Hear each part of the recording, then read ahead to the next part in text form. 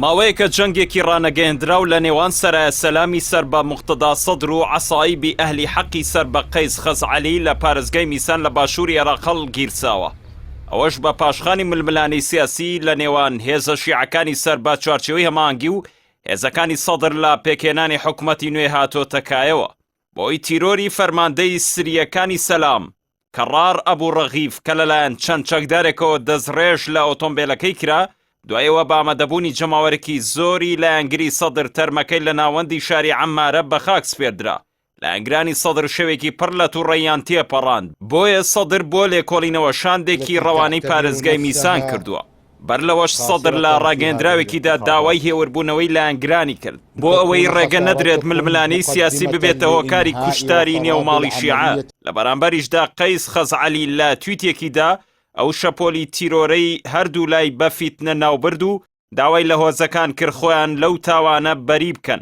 لە تویتێکی دیکەشیدا جەختی لە هاوکاریشان دەکەی سەدر کردەوە بۆ لێکۆڵینەوەی ئەو تیرۆرانە و داوای پابەندی هەمووانی کرد بە دەستگای دادوەری عێراقەوە.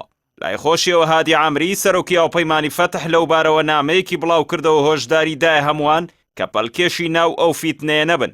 عامری ڕایگەیان ئەوەی لە میسان ڕوودەدات لە ڕووداوی خوێناوی مای پەژارە و نیگەرانیە کە ئاکامەکەی دەبێتەوە کاری لە ناوبردننی ئاسایش و سەقامگیری، بۆیە پێویستە هەمووان خۆیان دوور بگرن لە زیاتر ئاڵۆزکردنی دۆخەکە.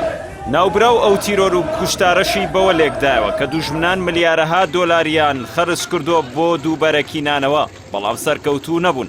لەوانەیە لەم ڕێگەیەوە بە سانایی و بە خۆڕایی لەسەر سینی زێڕ ئەو خەونەیان پێشکەش بکرێت. بۆیە هۆشداری دایە هەمووان تا نەکەونە داوی فیتنە و گوێگرتن لە هەستی تووڕەیی هەندێک. ئەم ململانێ چەکدارەی نێوان ئەو دوو هێزە جەماوەرەی نیگەران کردووە کە دوجار تەقینەوەیەکی لەو شێوەیە کار بکاتە سەر سەقامگیری پارێزگای میسان و ژیانی تەواوی هاوڵاتیانی باشووری عێراق. شێوازی ئەم ململانێ سیاسی و چەکداریە هەمان سیناریۆی جەنگی نەوەدەکانی هەرێمی کوردستان و بیری هاوڵاتیانی باشووری عێراق دەێنێتەوە. تا ئێستاشی لەگەڵدا بێ شوێنەوارە نەرێنیەکانی جەنگی میلیشیای نێوان پارتی و یەکێتی کوردستانی دابەش کردووە. سەرەڕای بانگەشە و ڕێککەوتن و لێدوانە جیاوازەکان دووڕەنگی و دوو ئیدارەی ئەوەندە زەقا بۆ کەس ناشاردرێتەوە. بە هەمان شێوەش جەنگی پاسا و دانە دەستی نارانی سێگۆشەی سوننە لە دوای 2003ەوە تا ئەمڕۆ زیانی کەمەرشکێنی بەو پێکاتە گرنگەی عێراق گەیاندووە. بۆیە پاشخانی سیاسی ئەم تیرۆر و ڕەشە کوژیانە بە ئەندازەیە قوڵە دەرکەوتنی زاراوەی خۆڕەڵات و خۆراوە لە ململانەکاندا کە سەدر لە تویتە کورتەکەیدا ئاماژەی پێیدا شۆڕ بۆتەوە بۆ قوڵایی نێوماڵی شیعە و زمانی چەکیش جێگەی زمانی دانایی و دایەلۆگی ئاشتیانەی گرتووەتەوە، بۆیە ئەستەمە بە سانایی چارەسەر بکرێت.